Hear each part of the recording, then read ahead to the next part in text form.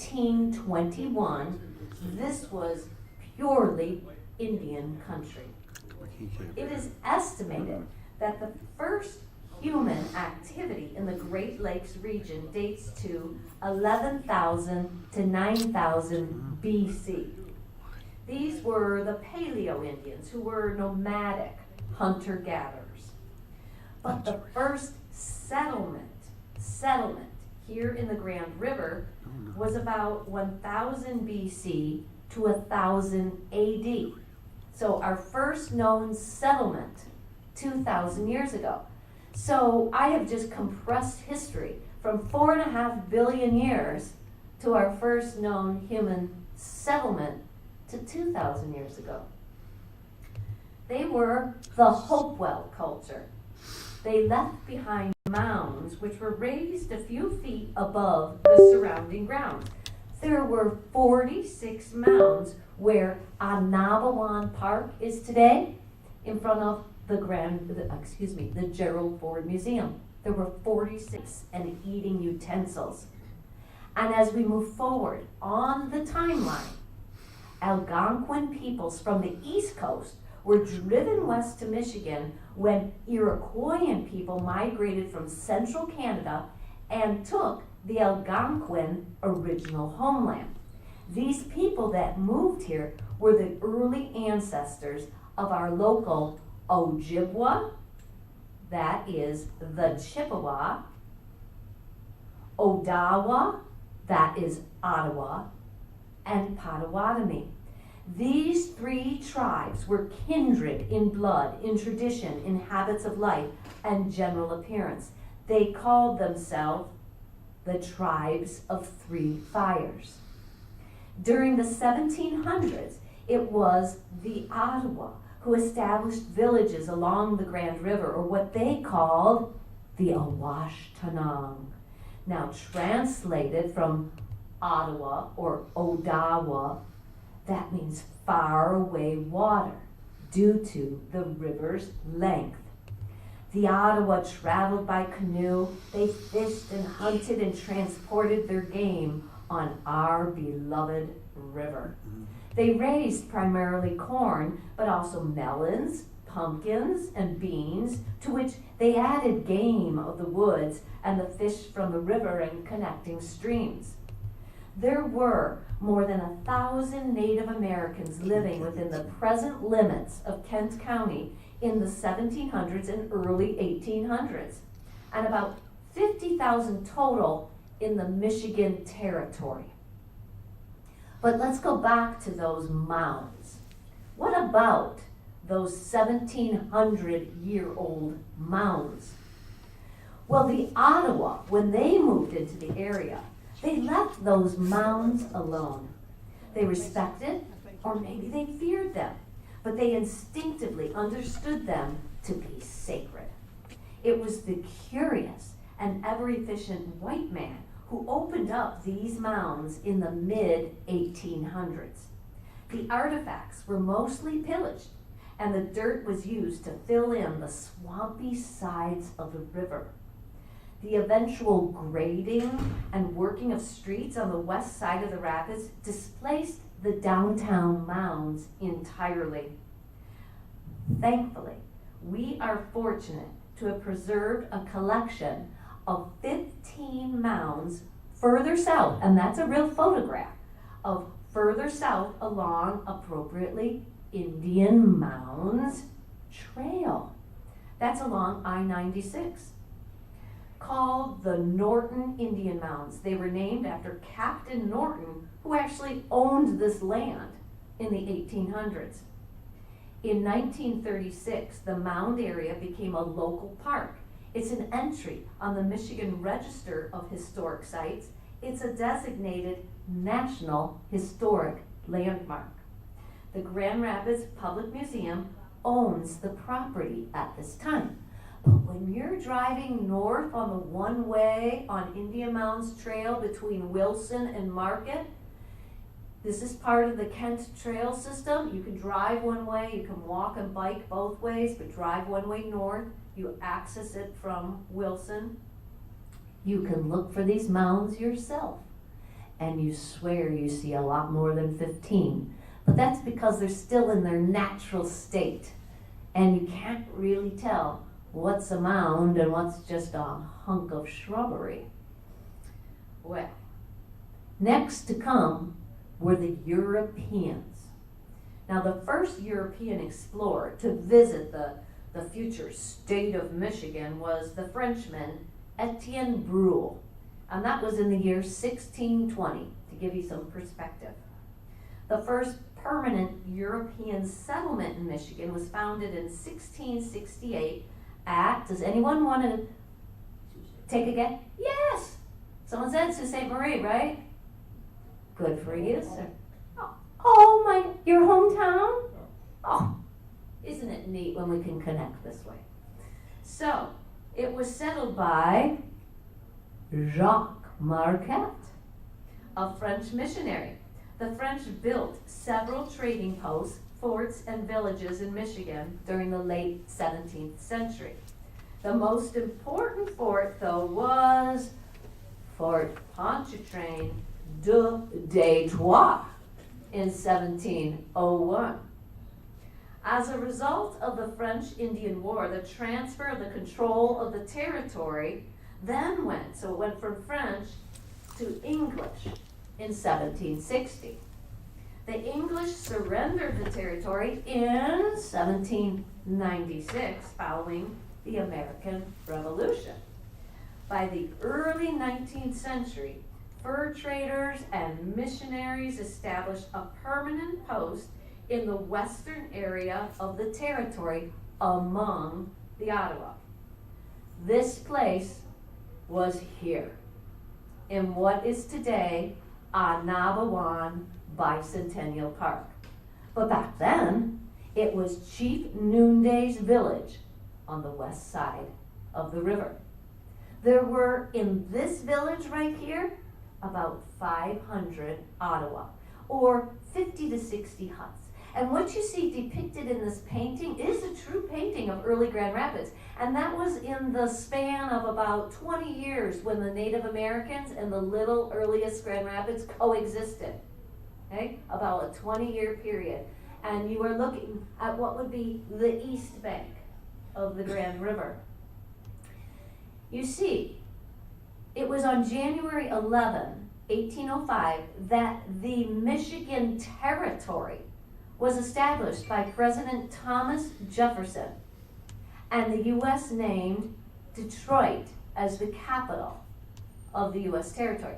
So while this is happening, early Louie campo history, we were still just a territory, okay? Not even a state yet. Church missions, campo, and chiefs. Officially, the very first quasi-permanent European American settler in the Grand Rapids area, downtown, was this man, Isaac McCoy.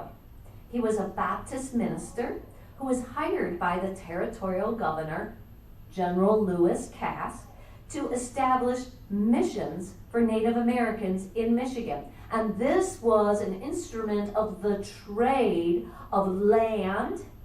The U.S. government was accepting land from the Native Americans in exchange for education, and they used the missions to deliver on that promise. McCoy first spent time here in 1823 attempting to set up the mission, but not much luck his first try. As the Ottawa were not happy with this provision of the Chicago Treaty of 1821, and they were not wholly hospitable at first.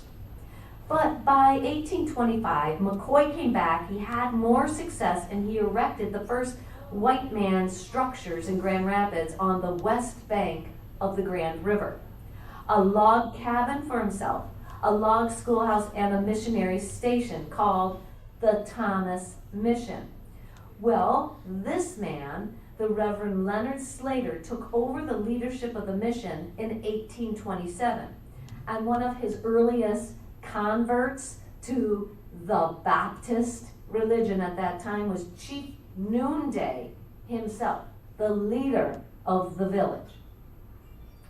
Shortly after Fairly shortly after, Detroit-born Louie Campo, known as the official founder of the city of Grand Rapids, had been convinced by fur trader William Brewster, who was in rivalry with the American Fur Company.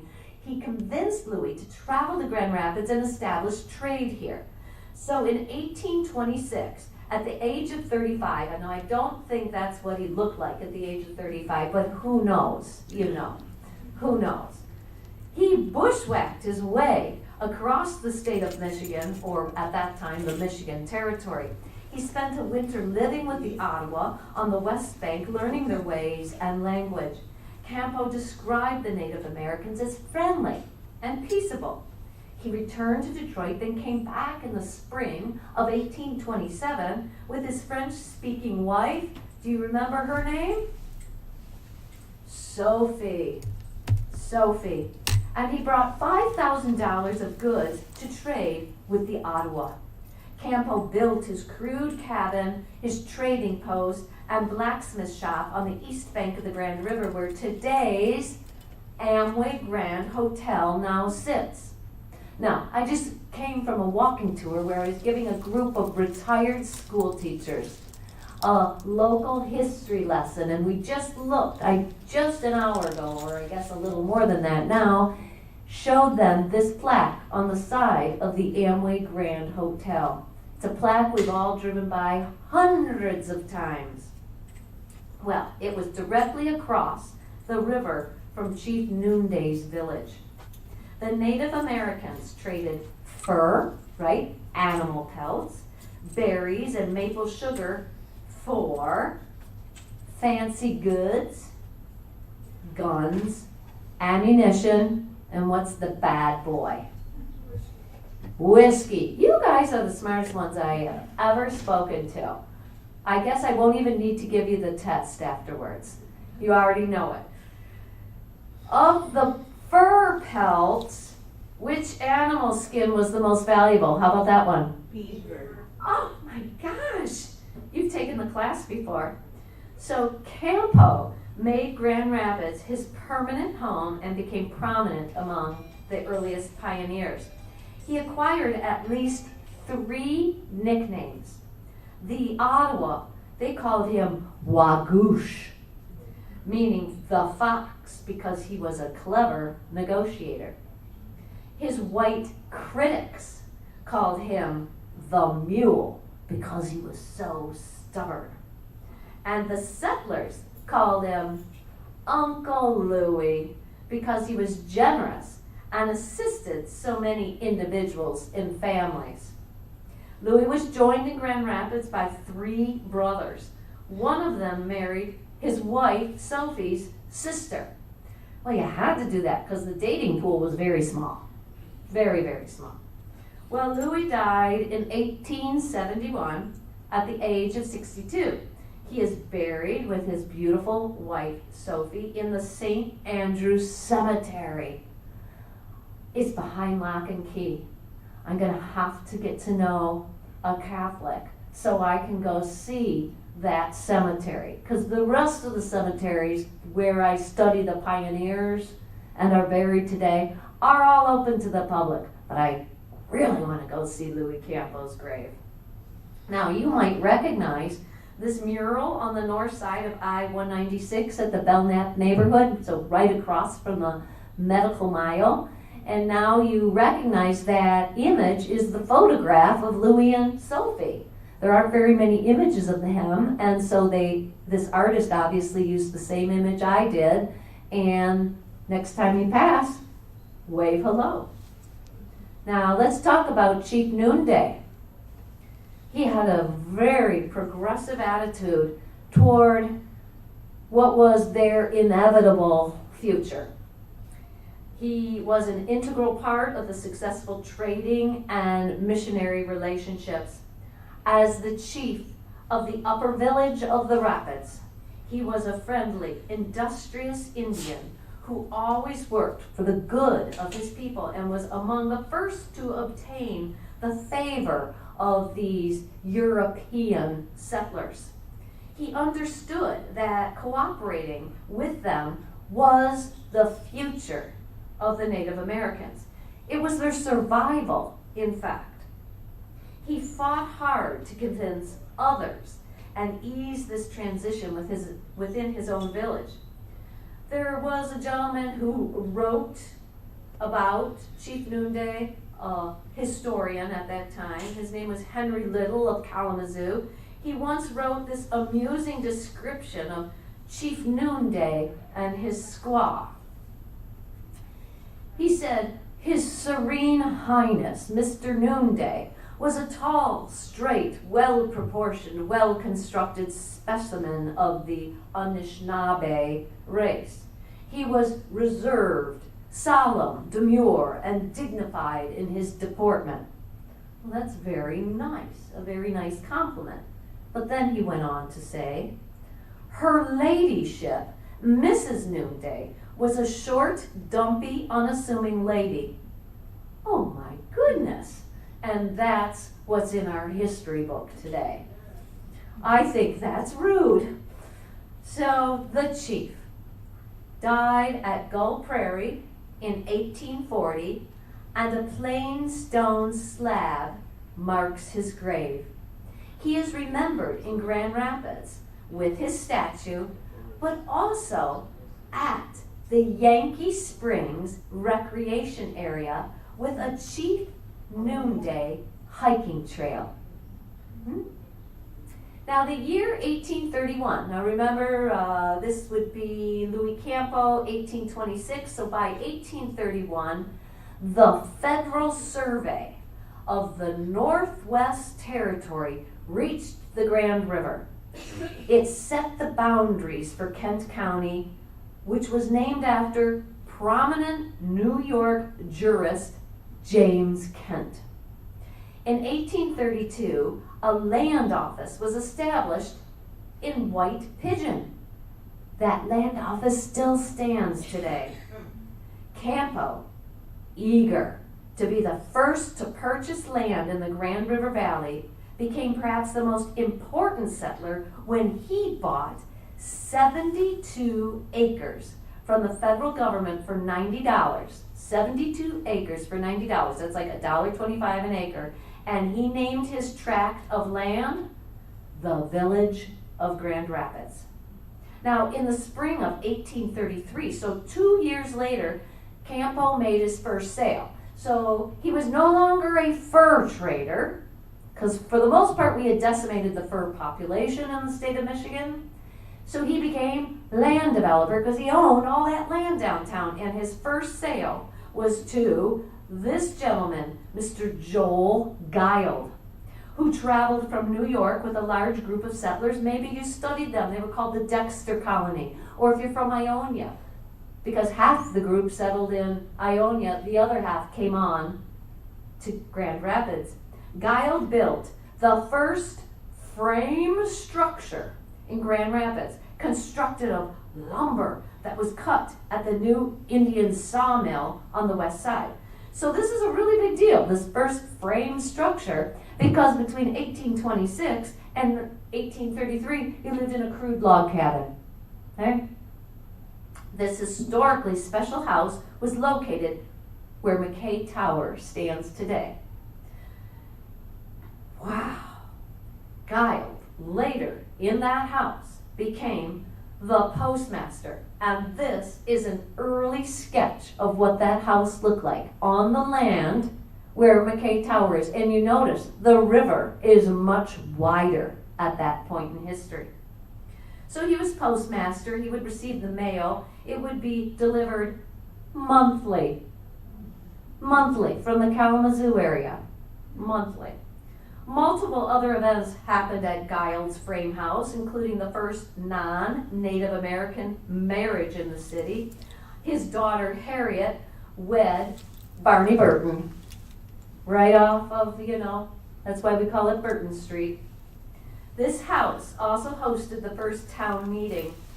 There were 9 voters, and there were more than 9 positions to fill. So some of those people came home with 2 assignments. See, that's the price of being involved. There is a bronze plaque Oh, that's the postmaster, that's the stamps. There's a bronze plaque on the outside of McKay Tower today, commemorating the historical importance of this piece of property. So if you go into Bigby Coffee, right at the base of Monroe Center, where McKay Tower is, Bigby Coffee, there's this plaque. Between that and the Louie Campo plaque, I get a lot of people saying, I have lived here all my life and never read these. Have you read them? You will the next time. Now, meanwhile, the Catholic mission was established further south on the west bank of the Grand River by the legendary, anybody recognize him? Father Frederick Barraga. Now, the Catholic mission started in 1833, so there was some maturity to our little city at that time. Now, Frederick Barraga served there only 2 years. His replacement was the Reverend Andrew Wyszacki, a Hungarian native. He presided over the Catholic mission and later the earliest settlers on the East Bank until his death in 1852. Now, this memorial that you see here, this is in the parking lot, the GVSU parking lot. It is south of Fulton, and it is kind of in the area where the new Seidman building is, the business school, and that is where the Catholic mission was. Now, both the Baptist and Catholic missions, the Baptist being the forerunner to Fountain Street Baptist Church, and the Catholic mission being the forerunner to St. Andrews. Well, they both ended their work here shortly after the cession of lands north of the Grand River to the U.S. federal government in 1836. Okay?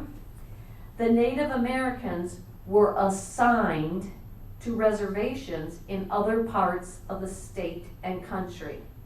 Basically, they were removed from our city. So, if Louie Campo was the first non-Native American in 1826, they were gone by 1850. They were gone. The last of the Ottawas. According to a website, the website is iftheriverswells.org. Let me read something to you. It's heartbreaking. Quote, as the lands were cleared of their original inhabitants, the settlers began the process of clearing what was once a vast and varied landscape and replanting it for farming and large-scale agricultural and extraction-based industries. That would be gypsum. Gypsum was what our first extraction-based industry was. The land no longer was seen as a basis for survival, but rather as a basis for profit.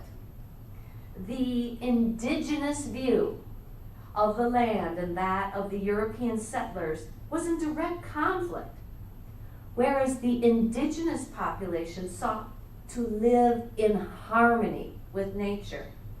The European settlers viewed the land simply as raw material for economic success. It was part of how we survived. Wow, that's pretty potent stuff.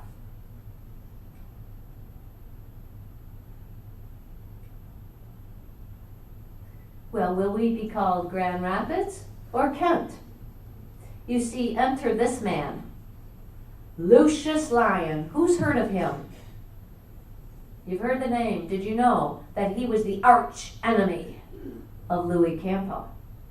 He was a Yankee Protestant who would later become a rival to Campo. He arrived in Grand Rapids in 1832, and he bought 40 acres north of Michigan Avenue between Division and the river and all the way north to Leonard Street, and he only paid $50.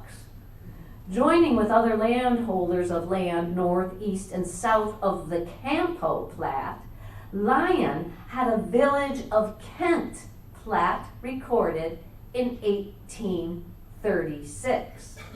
Now, this map is really important. Louie Campo laid out the principal street of his plat, Monroe, okay? That's what we call Monroe Center today, along the Indian Trail that led to his trading post. You see, Campo favored the streets on an angle, like Paris, because he was of French descent. Lucius Lion, however, was a trained U.S. surveyor who believed that streets should be on a grid, north, south, or east, west. So you see Lucius Lyon's Kent Plat and Louie Campo's. Well, guess what, folks? There's another kind of slightly later. Well, look at it. That's a 1975, which would basically be today in terms of the city street layout. That still exists. So if you ever wondered why we had cockeyed streets, it was because of the feud between Lucius Lion and Louie Campo. For real, folks. Well, what about the river, the beautiful river? Albert Baxter, that historian, he describes, and this is in 1891, he's bemoaning the change of our river, okay? 1891, he's already sad. Aesthetic beauty of the place as it was in nature is gone. Its beauty now pertains to business uses and the embellishments of modern civilized life and taste. Furthermore, the grand natural parks and groves and thickets of maple, elm, oak, hickory, black walnut, linden, and pine, these have been cut away, utterly destroyed. Now, an Ottawa historian, a Native American historian, wrote at the same time in the late 1800s. He lamented the speed of this destruction. And this is what he said so poetically. "Oh my destiny,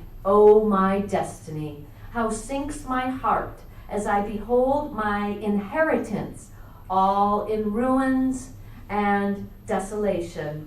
Yes, desolation, the land the Great Spirit has given us in which to live, to roam, to hunt, and build our council fires, is no more to behold. Where once so many brave Algonquins and the daughters of the forest danced with joy, danced with gratitude to the Great Spirit for their homes, they are no more seen. Our forests are gone, and our game is destroyed. Hills, groves, and dales, once clad in rich mantle of verdure, are stripped." And I found this quote. "The single biggest thing I learned was from an indigenous elder of Cherokee descent, Stan Rushworth, who reminded me of the difference between a Western settler mindset of I have rights and an indigenous mindset of I have obligations. Instead of thinking that I am born with rights, I choose to think that I am born with obligations to serve past, present, and future generations and the planet herself." That was written in the 1800s. Powerful. Yankees and pioneers, here we come. Migrants from New England began moving to the settlement to join Uncle Louie. These settlers were descended from the English Puritans who settled New England during the colonial era. While most of them came to Michigan directly from New England, there were many who came specifically from upstate New York. The Yankee migration to Michigan was the result of two major factors, one of which was what they thought of as the overpopulation of New England. They felt a little crushed in there. Secondly, the Erie Canal caused such an upsurge in immigration from New England that by 1837, quote, "it seemed as if all of New England were coming to Michigan," according to one pioneer. New England families considered it a route to the promised land. Having reached the necessary population on January 26, 1837, and we had counted off the land, we now had our territory all counted off into counties, Michigan became the 26th state of the Union, right in the middle of the pack. By 1838, the settlement of Grand Rapids was officially incorporated as a village. Okay? We were a village, and that's an early map. And you see 4 islands in the river, the much wider river. You can see where it says Thomas Mission, Catholic Mission, Campo Trading Post, Joel Guild Home, all of the things that we've talked about. Okay. Now, that year, 1838, that we became a village, let's put a little microscope on that year. So, Grand Rapids at that time was a boom town, attractive to settlers and land speculators alike. Numbered among the nearly 1,000 villagers in 1838 were shopkeepers and craftsmen, cabinet makers, shoemakers, a baker, a tailor, lawyers, and doctors. The village also boasted a small foundry, flour mill, sawmills, a brickyard, a newspaper, 5 religious congregations, and a school. That all happened pretty darn quickly. Several newly built steamships made regular trips to Grand Haven. The village was governed by a board of 6 trustees headed by Henry C. Smith, the first president of our little village. At early village meetings, this is what they voted on, okay? So you see what the issues were of the time. They voted to prohibit horse racing in the streets of the village. I think that's a good choice. They prohibited discharging firearms within the village. They prohibited gambling within the village limits, right? They also voted to dig a village well and purchase land for a cemetery, and that would be Fulton Street Cemetery. According to Charles Richard Tuttle, who wrote another history book, The History of Grand Rapids, in 1874, he described it as, then 40 acres was about the extent of the place. Division Street might said to be bound civilization on the east, Monroe Street on the south, Bridge Street on the north, and the river on the west. There were only scattered buildings outside of those limits. Now, a wing dam, which you see at the very top of the photograph, okay? It's in the river and it looks like an arc. That's a wing dam, that's called. That was before the 6th Street Bridge was built. And that wing dam ran across the river and furnished water power for 3 sawmills, 2 grist mills, and some minor factories. Canal Street, which is what we call Monroe today, was a mud hole from one end to the other, and a 2-foot wide sidewalk supported by posts kept the pedestrians out of the mud. The only communication with the outside world was by the Battle Creek stagecoach. Can you imagine that, friends? Remember, you're churning your own butter, you're sewing your own clothes, you're getting mail if you're lucky once a month. And there were no what they like to call fashionable people, people dressed plain. And they refer to nearly everyone as having the egg, which must mean they were just sick something all the time. Every cow wore a bell, and thus the little town was amply supplied with music. Holy cow. Then the city incorporated in 1850 with a population of 2,500 people. So it was a village, and then it became a city in 1850. And what would Grand Rapids history be without a discussion of Furniture City, USA? During the second half of that 19th century, the city became a major lumbering center, processing gobs of timber harvested in the region. Logs were floated down the Grand River to be milled in the city. These are real photographs. And then they would be shipped via the Great Lakes. The city became a center of fine wood products. But it was one key event which catapulted Grand Rapids into the spotlight. It was an international exhibition in Philadelphia in 1876. Grand Rapids was then recognized worldwide as a leader in the production of very fine residential furniture. Thus the nickname Furniture City. Grand Rapids furniture became a byword for well-made reproductions of American and English 18th and early 19th century styles. The Grand Rapids Furniture Record was the trade paper for the entire industry. Twice annual furniture exhibitions were hosted by Grand Rapids, drawing thousands of furniture dealers, designers, and interior decorators from around the country to our city. So around the turn of the century, the city had solidified its place as the #1 center of mass-produced residential furniture in North America, with over 40 furniture companies and as much as half of the city working in furniture manufacturing or its related industries like sawmills, paint and varnish, and maybe brass knobs.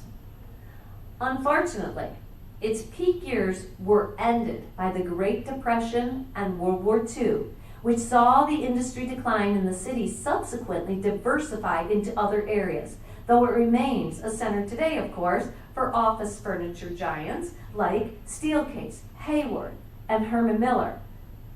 And to remind us of the glory years of the furniture trade, the mansions of lumber barons remain in the Heritage Hill neighborhood.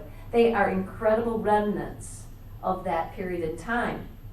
And we are also appreciative of the efforts of developers to save the old furniture factories and convert them now into loft-style apartments and condos, restaurants, and working spaces. Some of these places we've seen on our bus tours.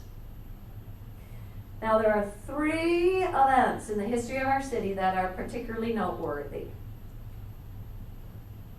The Great Log Jam of 1883. It was a major disaster for the post-Civil War West Michigan. It all started with summer rains that just wouldn't quit. Heavy rains brought water levels on the river to record highs. Now, at first, the ambitious lumbermen, they took advantage of it to float their logs down the high river. However, that rising water overwhelmed the lumbering booms, and those are the river enclosures used to sort and organize logs for transport to sawmills. So as the water rose, the logs escaped those enclosures, much like cattle fleeing the stockyard. The water shot through Grand Rapids. Soon, Kent and Ottawa counties had a stampede, but these were 1 million feet of logs, 30 feet wide, flowing uncontrollably down the river and becoming trapped in bends and against bridges. The result was a log jam of incredible proportions that clogged the river for 7 miles. The Detroit, Grand Haven, and Milwaukee Railroad Bridge collapsed from the pressure of logs, causing thousands of logs to rush underneath the Leonard Street, Bridge Street, and Pearl Street bridges. They survived. But then the Grand Rapids and Indiana Railroad Bridge and the next railroad bridge, the CMM Bridge, were destroyed. Now, if the log jam had not been controlled through the heroic efforts of the river hog lumbermen of Grand Haven, millions of logs would have floated out into Lake Michigan and caused economic devastation for the entire area and created a navigation hazard. So if you go into Grand Haven and their beautiful historical society museum, they talk about this because they were the heroes in being able to divert the logs by the time they got to Grand Haven. The second major catastrophe is the Great Flood of 1904. Now, our pioneers were in constant fear of floods. On March 23, 1904, a torrent of water so swelled the river that in a frenzied effort to get all the way to Lake Michigan, the water cut and ripped a shortcut through the heart of the west side of the river. The current swept down the residential streets at the rate of 6 to 8 miles an hour. The sewers filled and clogged, and every manhole became a spouting geyser as the water rose as high as the second stories of many residences. The river reached its highest stage on March 28th when the gauge showed 20.4 feet. More than half of the entire West Side population was completely underwater, meaning over 2,500 houses, which equated to 14,000 people, were affected. Factories closed, the city was without lights, and boats had to come from Reed's Lake to rescue marooned families. More than 100 years later, remember we talk about the 100-year flood? Well, absolutely. From April 12 to 25 in the year 2013, the river again flooded, if you recall, cresting this time at 21.85 feet, causing thousands of residents to evacuate their homes. The third big event, the furniture strike of 1911. The furniture company owners were a tight-knit group that employed roughly a third to a half of the workforce, and they had begun their own Furniture Manufacturers Association in 1881. In addition, the furniture company owners had also begun to control a great deal of the local banks, with owners sitting on each other's boards of directors. The wealth of the furniture barons and the growing labor unrest around the country that was fighting for an 8-hour workday, better wages, better working conditions, and the right to unionize. This was all the perfect context for a massive strike in Grand Rapids. But many workers felt conflicted, believing union membership was incompatible with church membership. Nevertheless, on April 19, 1911, 4,000 workers walked off the job in 35 factories. Whitcomb, and that's what is depicted here, Whitcomb was one of the companies hiring outside workers from Chicago to cross the picket lines, scabs. On May 23, strikers and their families, including children, retaliated, and this was the only act of violence during this particular strike.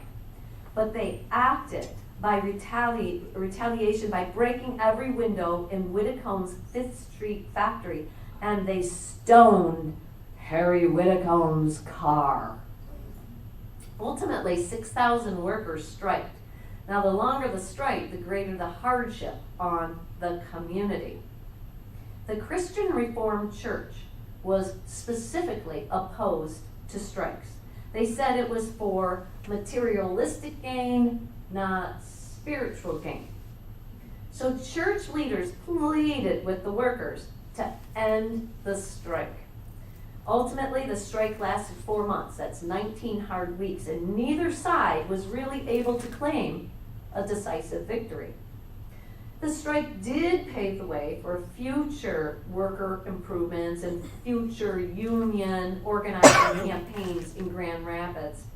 They say, obviously, the workday was eventually shortened and work conditions were improved. Now, this statue right here, that is in Anabawan Park, adjacent to the Gerald Ford parking lot.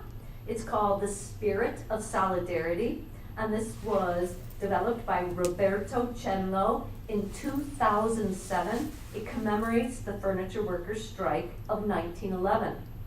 What will always be remembered as the largest and longest labor protest in the city's history. This is a $1.3 million granite sculpture which includes the fountain. It features 3 figures facing away from one another. They represent the craftsmen, the laborers, and families, but how they eventually found common ground. And the woman looks innocent enough, but the Roberto Chenlo sculptor made sure to show you stones that were hidden under her dress, because those were the stones the family members were using to retaliate against Whitcomb. So knowing the story that I do every time I go by this and I look under her dress and it looks like she's got 15 feet. Well, those aren't feet, those are stones hidden under her skirt. The immigrants to our city, and historically, a myriad of cultural influence shaped our city then and are what make Grand Rapids so beautifully unique today. We are home to people of every race and a plethora of national origins. Each group has indelibly contributed to the evolution of individual neighborhoods, the whole city, and of course the West Michigan region.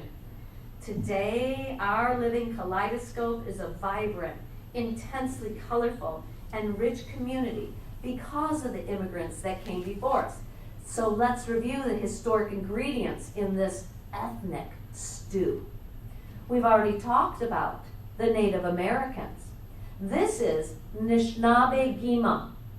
Have you ever noticed Nishnabegima in Anabawan Park? So, he's called Michigan Indian Leader. The bronze sculpture was created by Tom Hillis in 1992.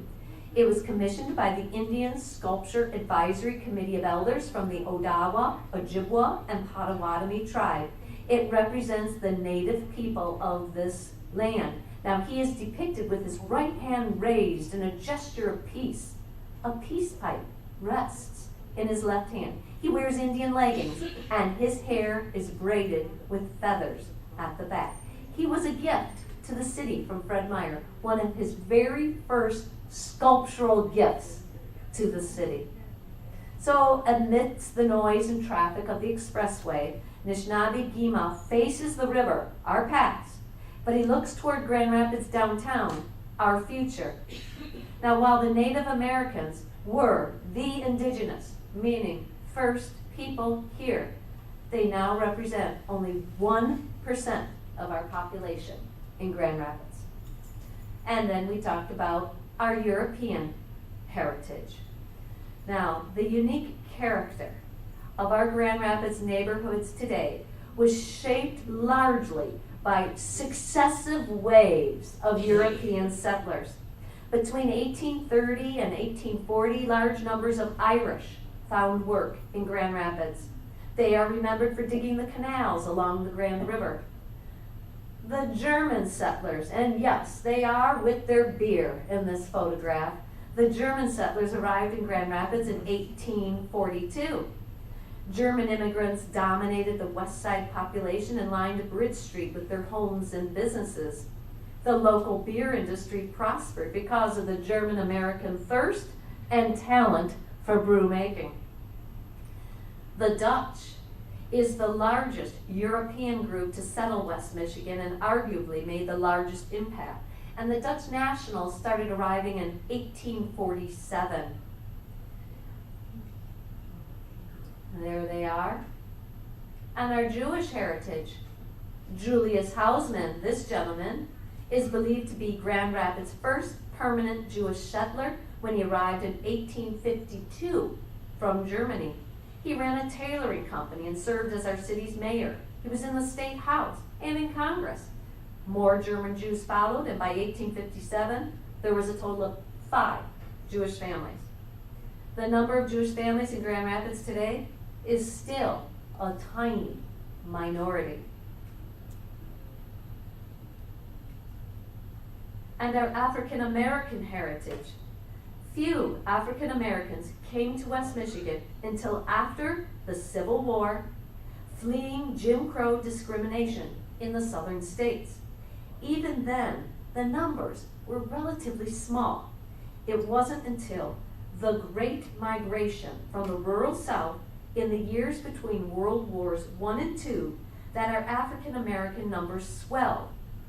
But even then, it was less than 1% of our population. Today, our African American population is, and with the 2020 census, believe it is 18% of our Grand Rapids population. Asian heritage. This is an interesting little tidbit. Wang Chin-fu, this gentleman, a notable Chinese lecturer from New York City, visited Grand Rapids in 1874. He was not a resident of Grand Rapids, he just visited us. But for some reason, he obtained his U.S. citizenship papers here in Grand Rapids. He claims to be the first Chinese American resident in the country. Go figure. Now, the first Chinese residents of Grand Rapids were 3 men working in the laundry business in 1875, and they were small in numbers and suffered many of the same problems as larger ethnic groups: prejudice, unkind treatment, stares. By 1884, there were 68 Chinese residents. The first Chinese American born in our city was in 1886.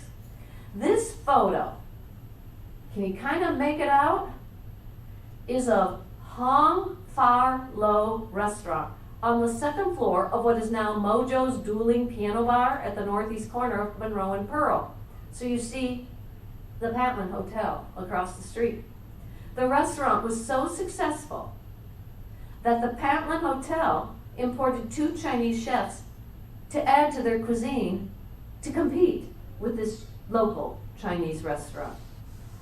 And this photo is of James Sino, born in Japan in 1885, but he arrived in Grand Rapids in 1914 and became head of the decorating department of Stickley Furniture. But basically, relatively few Asian settlers had made their way to West Michigan until 1965, when changes in immigration law made it possible to find employment.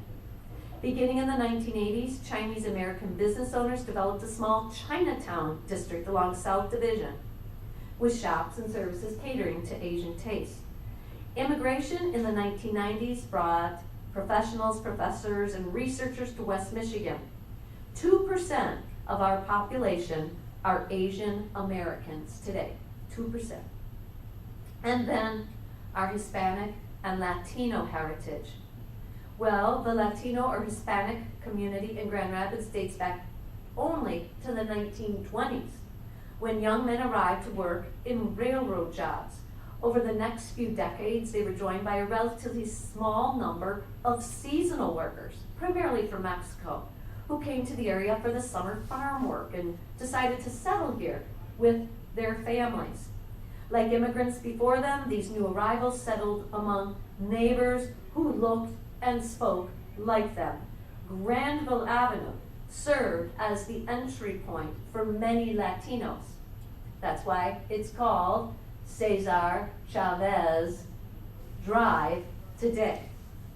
By 1975, 2/3 of the residents of this area were Hispanic, and the business strip was lined with Hispanic-owned stores. Today, almost 16% of city residents report Hispanic or Latino origin. And how did we get this nickname? Churches. So, as quoted from a publication in 1888 from the Board of Trade, and some of you have heard this quote when we were on the bus together. Church spires. So this was written in 1888. Church spires are a sort of index to the moral character of the community. The membership of the churches indicates the religious inclinations of the people, while the character of the edifices indicate their generosity. In both these respects, Grand Rapids makes a creditable showing. All of the new immigrant neighbors to Grand Rapids built their own churches with such spires, thus the nickname of Steepletown. At one point in time, per capita, Grand Rapids could boast more churches than any other city in the nation. A great example of this is on the west side of the Grand River. Polish, German, Lithuanian, and Irish communities constructed a number of majestic, just Catholic churches. The churches provided familiar comfort to the different nationalities as they acclimated to their new home. For instance, the Germans built St. Mary's in 1857, the Irish built St. James in 1872, the Lithuanians built Saints Peter and Paul in 1904, and the Polish built St. Adalbert in 1913. Oh, and Sacred Heart in 1921. They're all within a few blocks of each other. Each continues to serve the faithful of Grand Rapids today, though the ethnic divisions have long since blurred. Often when I'm taking you on bus tours or talking about the history of Grand Rapids, those of you who have been through this area, if I mention Herpelsheimers or Stecketies, always a smile comes to your face, and I see warm memories of growing up in Grand Rapids. So I'm not a born and bred Grand Rapidian. I'm a student of Grand Rapids. Of course, I've lived here a long time, but I didn't grow up here. But because of the reaction I see, I have since named it Camelot. As Grand Rapids grew, the number and variety of businesses dealing in retail goods and services increased rapidly. For many decades, downtown was the place to bank, to eat, to see live performances, catch a movie.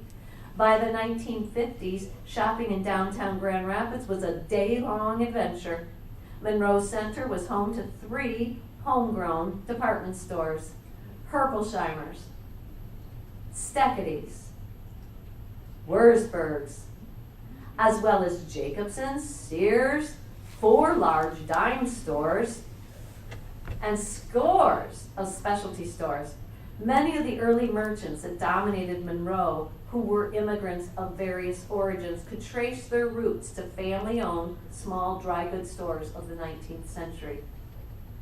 And of course, there are more pictures that maybe some of you remember. And there was the old Patlin Hotel. Maybe you stopped in at the soda fountain and got a treat there. It was the scene of many first dates downtown and family outings. However, with the migration of city dwellers to the suburbs and the opening of shopping centers, downtown retailing just became a shadow of itself. In fact, Wurzburg's closed their downtown location in 1971, Herpelsheimers in 1990, and Stecketies in 1998. Only 2 of the original stores remain: Prusser's Jewelers and Reynolds & Son sporting goods. And that is because urban renewal.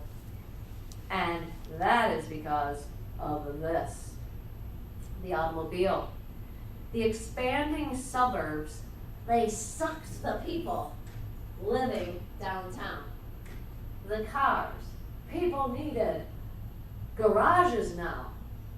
We didn't have garages in the city. People needed big green space because now we have the expressways that take us there.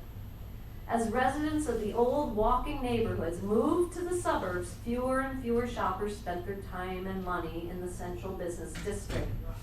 So, in an effort to stop the urban exodus, city leaders, encouraged by federal grants, seized upon the concept of out with the old and in with the new. That is the old. That is Monroe right now, where you would see the entrance to City Hall today, off Monroe. So like many of the nation's larger cities, urban renewal resulted in this: wholesale demolitions for parking lots, office parks, and freeways. The 60s were not good years for downtown Grand Rapids, at least their historic buildings. By 1969, Grand Rapids developers had leveled more than 120 old buildings. Even the Gothic Victorian Old City Hall and former Kent County Courthouse. They were demolished despite well-publicized protests. According to Tom Logan, author and local historian, he said, They practically destroyed the downtown with the urban renewal, parking lots and freeway projects. The fortunate thing is that the renewal impulse did stop. So a lot of the early 20th century buildings do remain today to give that feel of an earlier commercial district. And I am just going to flip through some screens now because I don't want to keep you longer than the hour that I promised you. But you've heard of, well, that was the futile effort to save City Hall. But you've heard of Grand Action. And Grand Action began in 1991, and this is when Dick DeBoss assembled more than 50 West Michigan community leaders from business, labor, civic, academic, and sports sectors to explore the possibility of building an arena and expanding and renovating local convention facilities. In a nutshell, because of these visionaries and philanthropists who galvanized public support and was able to put private money together with public money in a collaborative effort that is modeled across the nation. They look at Grand Rapids and how they were able to do this. We were able to start rebuilding that downtown and create Grand Rapids 2.0. This is the construction of the Van Andel Arena. Now today, what it looks like. And of course, they were responsible for the construction of the convention center, the downtown market, the remodel of the DeVos Performance Hall, the remodel of the Civic Theater.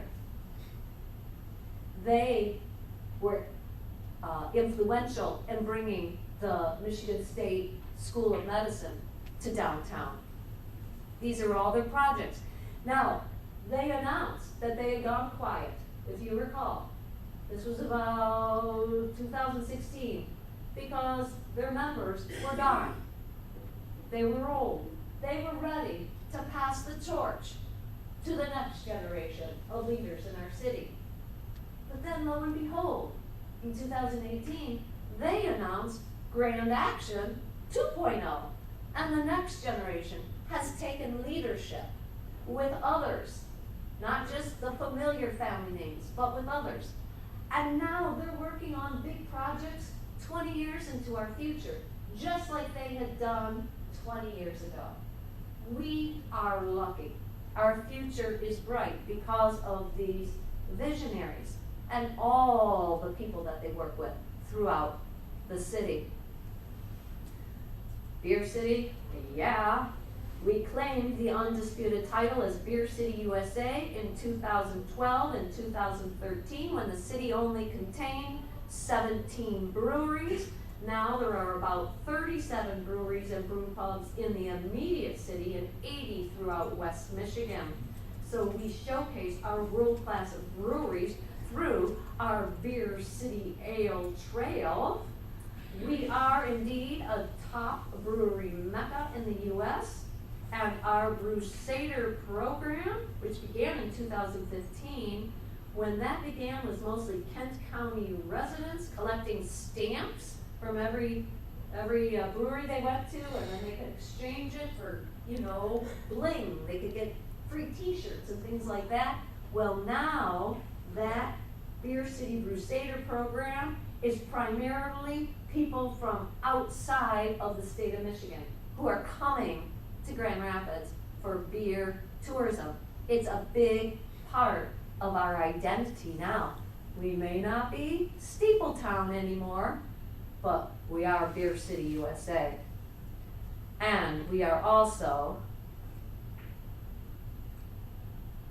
River City, because this is how we started this presentation today, with the focus on the River City. What goes around comes around, and many hands and hearts are hard at work transforming our river.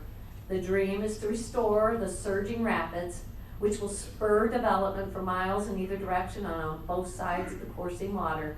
Mayor Rosalind Bliss calls this project the ultimate game changer.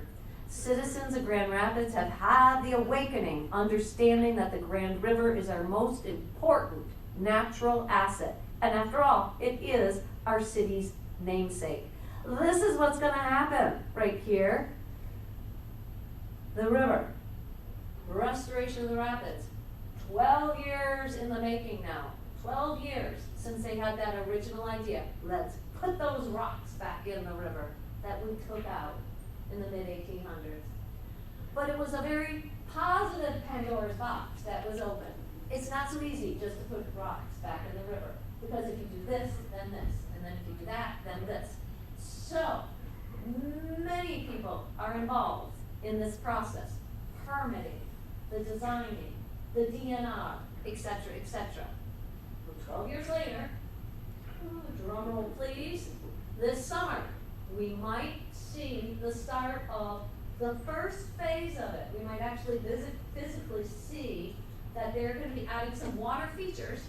They're not necessarily whitewater rafting rocks, but water features in the lower part of the project. So between Rich Street and Fulton, we might see some water features added. So keep your fingers crossed. I'll keep you posted. So those are all these beautiful renderings of what it's going to look like. We just have to keep being patient. And these were the two guys 12 years ago who had the idea. And now it is a sort of regional project. So I'm going to conclude here. Oh, don't you love that? I saved my fanciest slide transition to the end. There we go. We are a cool city. When Louie Campo paid his $90 for 72 acres in 1831, he could never imagine this, what you see up there. We are the state's second largest city with a diverse, growing population, a booming business economy, world-class medical and educational facilities, and limitless cultural resources. Mayor Bliss once again comments. She says, I meet all the time with leaders from other cities who say, I can't imagine how you make it work. She then says, Grand Rapids is a vibrant city where the public and the private sectors share the same vision for our spaces, and where the power of the city rests in the power of our people. We have truly become a city that figures out how to get to yes. Now, I once heard an experienced Grand Rapids executive, and Experienced Grand Rapids is our convention and visitors bureau. And I heard him explain that we fight way above our weight class as a city. We fight way above our weight class. We are a medium-sized city, but we have big city amenities. So the skyline, with its cranes, is a constantly changing mosaic, which profoundly influences our work, our living situations, and recreation. But as we move at what kind of right now feels like a seemingly fast pace forward into the future, Grand Rapidians give a knowing and appreciative nod to the past. We all understand clearly now that through this brief history lesson, we have learned that who we are today is directly related to who we were in the past. As Gordon Olson, our city's historian from 1979 to 2002 noted, the generations before us and present share a common bond. They are proud to call Grand Rapids home and always eager to tell visitors of its virtues. The end.